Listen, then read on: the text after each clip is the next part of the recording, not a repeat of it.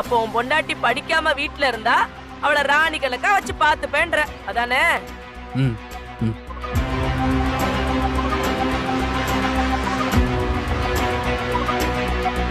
ஆ, அப்பதான் நான் என்ன செய்யணும் சொல்லுங்க. நீ இந்த வீட்லயே இனிமே இருக்க கூடாது. உன் புகுந்த வீட்டுக்கு கிளம்பிரு. அப்பாடா, அதான் உனக்கும் மரியாதை, இந்த குடும்பமும் அப்பதான் நல்லா இருக்கும். சரிங்க அப்பதா, நான் போயிடுறேன். டேய் வடிவேலு, நீயும் எங்கேயாவது தனியா போய் குடுத்தனம் பண்ண ஆரம்பிச்சிரு. அப்பதான் உனக்கும் சம்பாதிக்கணுங்கிற எண்ணம் வரும். இல்லனா தின்னுட்டு தின்னுட்டு சொந்த வீட்லயே என்ன பிரச்சனை பண்ணலான்னு யோசிச்சுட்டு கிடப்ப. நீங்க இவனை பத்தி ஒண்ணும் கவலைப்படாதீங்க. நீங்க சம்மதிச்சீங்கன்னா காலையில தட்டி இவனை என் வீட்டுக்கு கூட்டு போய் எப்படி திருத்தணுமா அப்படி நான் திருத்திடுவேன்.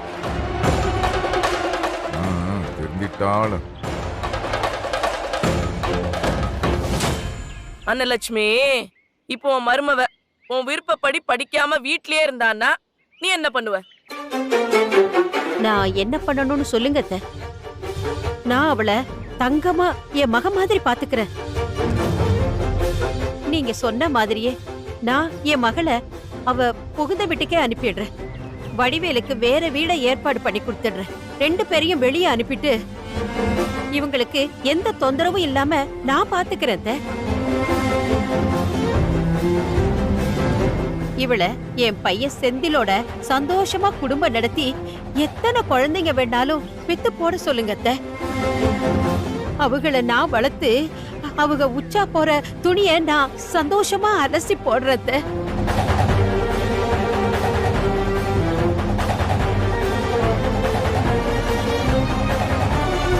ஐயா சிதம்பரம், கல்யாணம் ஆனதுக்கு அப்புறம் ஒரு பொண்ணுக்கு புகுந்த வீட்டுல என்ன கிடைக்கணும்?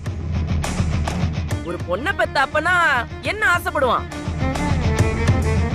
நல்ல அன்பா பாத்துக்கிற புருஷன், அதுவும் நல்ல உத்தியோகத்துல கை நிறைய சம்பாதிக்கிற ஒரு புருஷன், குறை சொல்லாத நல்ல மாமியாரு, அதுவும் மருமவள தான் மவளா பாத்துக்கிற ஒரு மாமியாரு, தொந்தரவு கொடுக்காத நாத்தனாரு, பிரச்சனை பண்ணாத கொழுந்தனாரு. இதுதானே ஒவ்வொரு பொண்ணும் தான் கனவாவும் பெத்தவங்க தங்களோட ஆசையாவும் நினைக்கிறது. என்ன நான் சொல்றது சரிதானே? சரிதான். அப்போ இங்க உன் பொண்ணுக்கு அத்தனையும் கிடைக்கிற பட்சத்துல அதையும் தாண்டி அவையாம் படி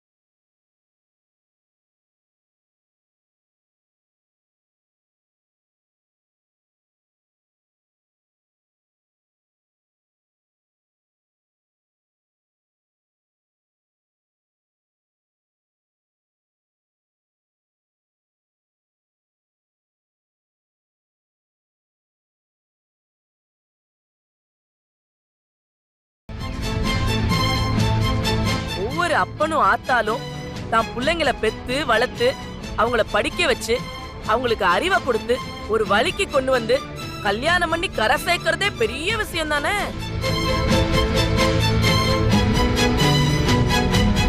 இதெல்லாம் அவங்க என்ன வெளிநாட்டுல போயா படிச்சுட்டு வந்தாக? அறிவுங்கிறது புத்தகத்துல மட்டும் இல்ல, அனுபவத்திலயும் தானே இருக்கு. அவங்கெல்லாம் வாழ்க்கைய படிச்சுட்டு வந்தவங்க. அதெல்லாம் புத்தக படிப்போட ஒரு படி மேல. இதுக்கெல்லாம் அப்புறமும் நீ படிக்கதான் போவேன்னா அதுக்கான காரணம் என்னன்னு சொல்லு. அது சரியா இருக்கிற பட்சத்துல நானே உன்னை படிக்க அனுப்புறேன்.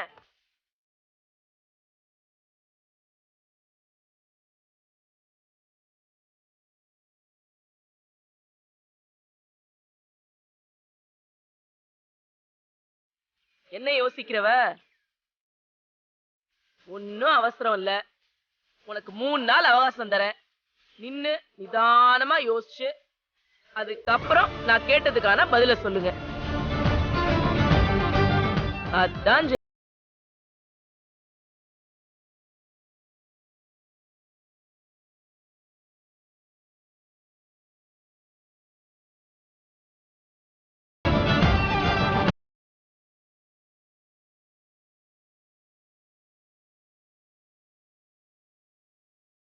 என்ன இந்த அம்மா இப்படி ஒரு கேள்வியை கேட்டுட்டாங்க. இதுக்கு நாம என்ன பதில் சொல்றதுன்னு தெரியலையே. அமுதா புள்ள கூட என்ன சொல்றதுன்னு தெரியாம அப்படியே நிக்கிறா. நாம சொல்ற பதில் வேற அந்த அம்மாவை திருப்திப்படுத்தணும். அப்பதான் அமுதாவை படிக்க அனுப்புவாங்க. ஆட விடுங்க சிதம்பரம், அந்த அம்மா சொன்னதுலயும் ஒரு நியாயம் இருக்கு. இப்போ நம்ம ஒண்ணு செய்வோம். ஊருக்குள்ள போய் 4 பெரிய மனுஷங்க கிட்ட நியாயம் எதுன்னு கேட்போம். அவங்க சொல்றதை வச்சு நம்ம ஒரு முடிவுக்கு வருவோம். அதுக்கு பிறகு இங்க சொல்லுவோம். என்ன நான் சொல்றது? ரொம்ப யோசிக்காதீங்க, வண்டியில இருங்க, போவோம். வண்டியாரா டேய்.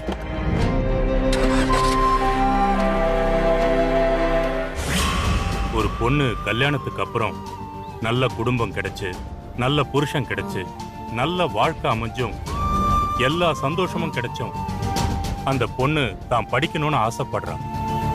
அவ ஏன் படிக்கணும்? அது சரியா தப்பா? அதான் எல்லாம் கிடைச்சிருச்சுல, அப்புறம் என்னத்த படிக்க போகுது? குடும்பத்தை பாத்துக்க வேண்டியதானே. ஏதா உங்ககிட்ட ஒரு சந்தேகம் கேட்கலான்னு வந்தேன். பொண்ணை கட்டி கொடுத்துட்டோம். கண்ணுக்கு அழகான புருஷன், கை நிறைய சம்பாதிக்கிறான். மாமியார் புடுங்களும் இல்ல, நாத்தனார் தொல்லையும் இல்ல. இவ்வளவு நிம்மதி இருந்தும் மேல மேல படிச்சாதான் சந்தோஷமா இருப்பான் பச்சின்னு சொல்றான். அந்த படிப்புல அப்படி என்னதான் சந்தோஷம் இருக்காதா? நானே 35 வருஷமா சந்தோஷம் இல்லாம இருக்கேன். யாரு சந்தோஷமா இருந்தா என்ன, இல்லாம இருந்தா எனக்கு என்ன? ஒரு பொண்ணு கல்யாணத்துக்கு அப்புறம் நல்ல குடும்பம் கிடைச்சும், நல்ல புருஷன் கிடைச்சும், நல்ல வாழ்க்கை அமைஞ்சும் அந்த பொண்ணு படிக்கணும்னு ஆசைப்படுறா. அது சரியா? சிதம்பரம் ஐயா, உங்களுக்கே தெரியலன்னா எனக்கு எப்படி தெரியும்? எல்லாம் கிடைச்சா சந்தோஷம் கிடைச்சிருமா? அவங்க மனசுக்கு பிடிச்சாதான் சந்தோஷம் கிடைக்கும்.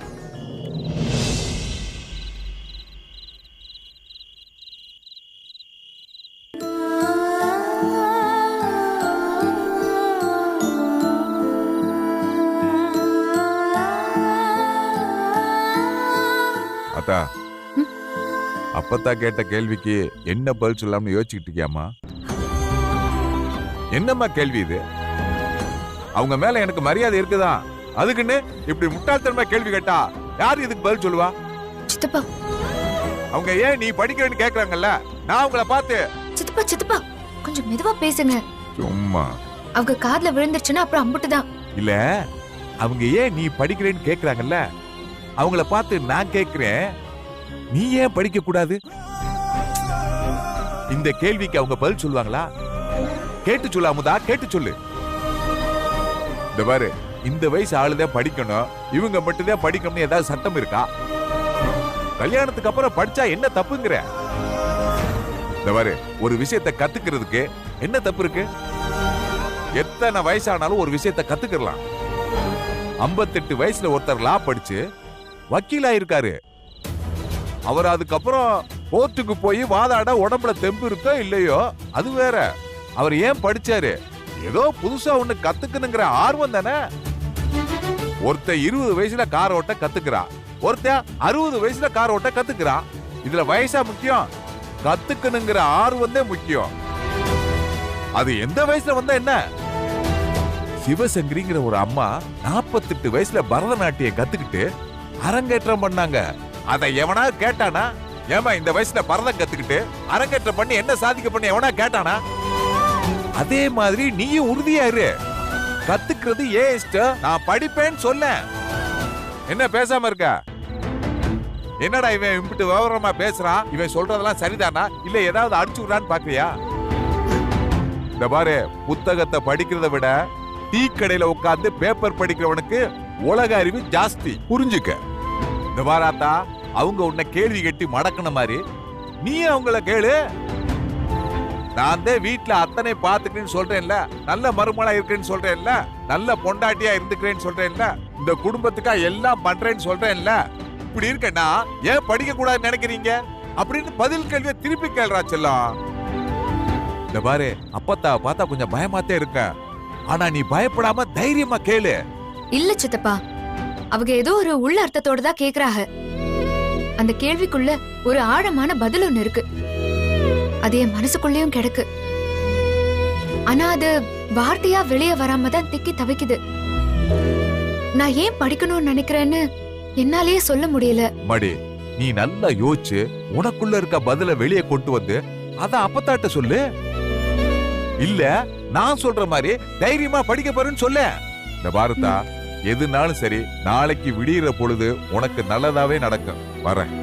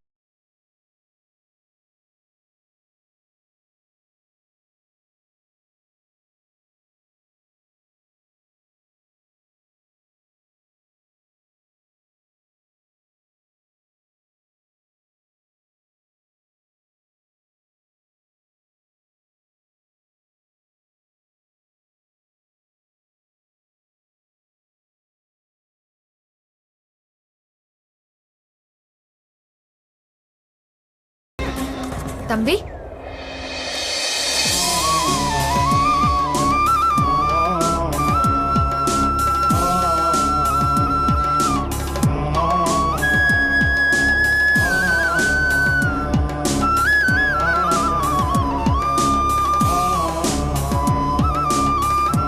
யாருப்பா நீ?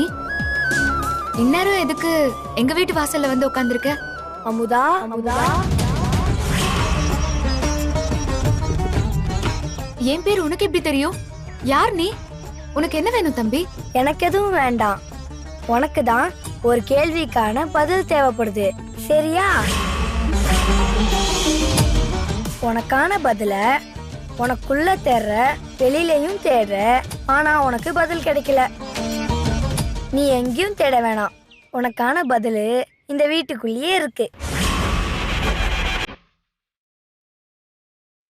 அது எப்படி உனக்கு தெரியும்? முதல்ல நீ யாரு? யாருங்கிறத நீ யோசிக்கிறத விட நான் சொல்ல போற பதில் தான் உனக்கு முக்கியம். என்ன தயக்கம்? உன் காதுல ஒரு ரகசியம் சொல்ல போறேன், வா. வா அமுதா.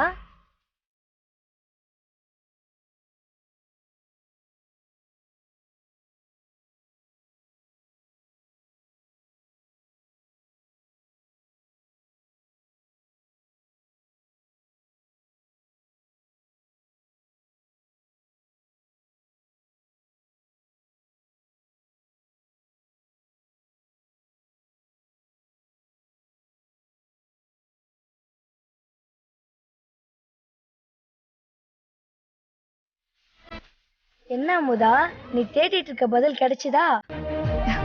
மாமா, மாமான்னு தெரியுதா? அமுதா, நான் குடிக்க பச்சை பால் கொண்டு வா, எடுத்துட்டு வரியா? இருங்க, நான் போய் உடனே எடுத்துட்டு வரேன்.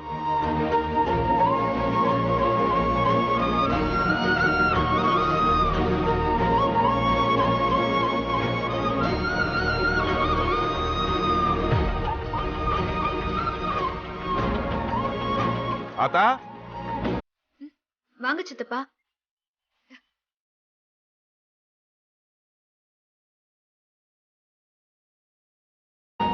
என்னத்தா செம்ப கையில வச்சுட்டு யார பாத்துக்கிட்டு இருக்க?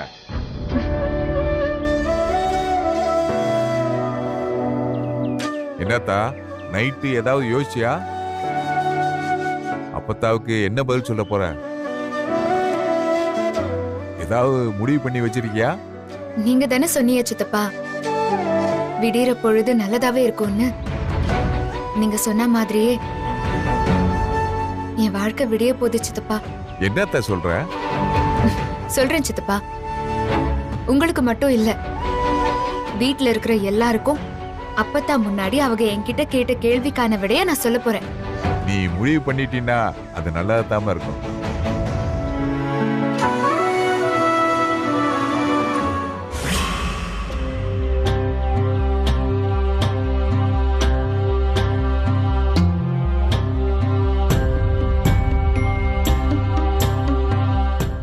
அப்பதான் பதில் சொல்ல 3 நாள் டைம் கொடுத்திருக்கே, அதுக்குள்ள முந்திரி கொட்டை மாதிரி முந்திக்கிட்டு முத நாளா பதில் சொல்ல போறேன்னு வந்து நிக்கிறாங்க.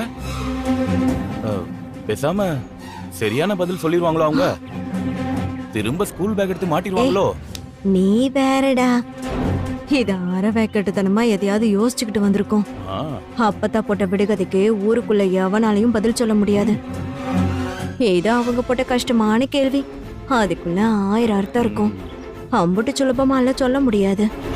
டேய், இவ மட்டும் தப்பா சொன்னான்னு வே, சொன்னால தப்பாதான் சொல்ல போறா. டேய், இவ கதை முடிய போகுது. என்ன அண்ணன் மருமவளே, பதில சொல்றேன்னு சொல்லிவிட்டு அமைதியா நிக்கிறவ?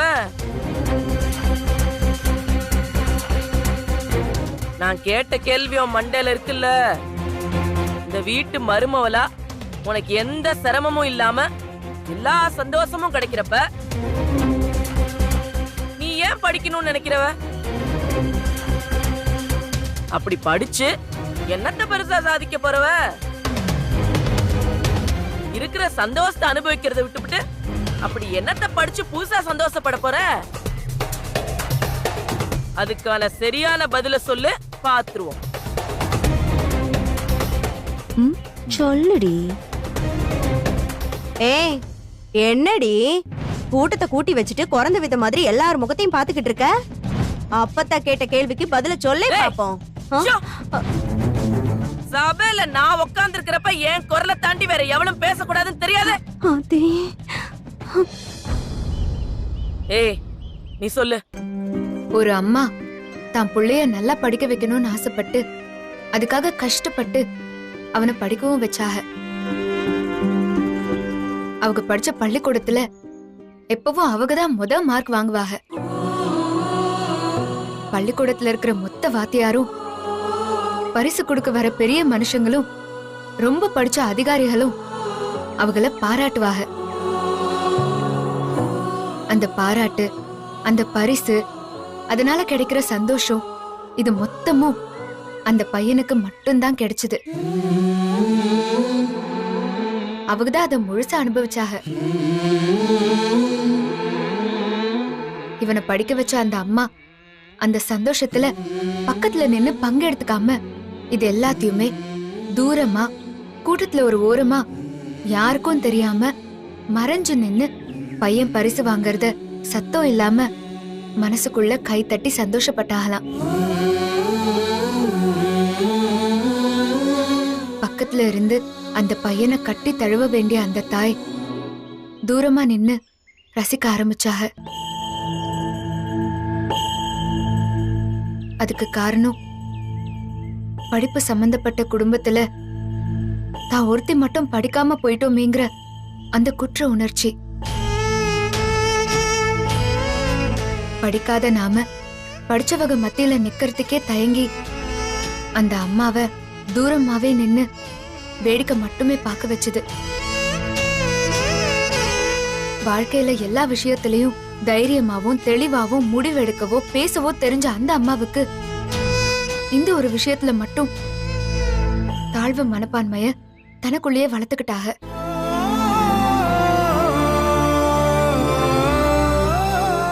படிச்சவங்க ஏதாவது கேட்டுப்டா படிக்காத நாம என்ன பதில் சொல்றதுன்னு அவங்களுக்குள்ள ஒரு பயம்.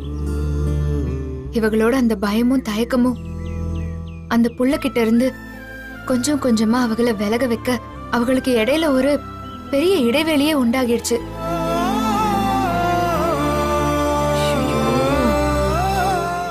பையன் என்னதான் படிச்சு உசந்த பதவியில இருந்தாலும் தன்னோட அம்மா படிக்கலங்கிற தாழ்வு மனப்பான்மையில தூரமா விலகி போயிட்டாகன்னு வருத்தப்பட்டான். அதுக்காகவே தனக்கு வர பொண்டாட்டி அம்மா மாதிரி படிக்காதவளாதான் இருக்கணும், அவளையாவது பக்கத்துல வச்சுக்கணும்னு நினைச்சு கல்யாணம் பண்ணிக்கிட்டாக. ஆனா அவங்களும் தான் படிக்கலங்கிற தாழ்வு மனப்பான்மையில அவங்கள விட்டு தூரமா தான் இருந்தாக.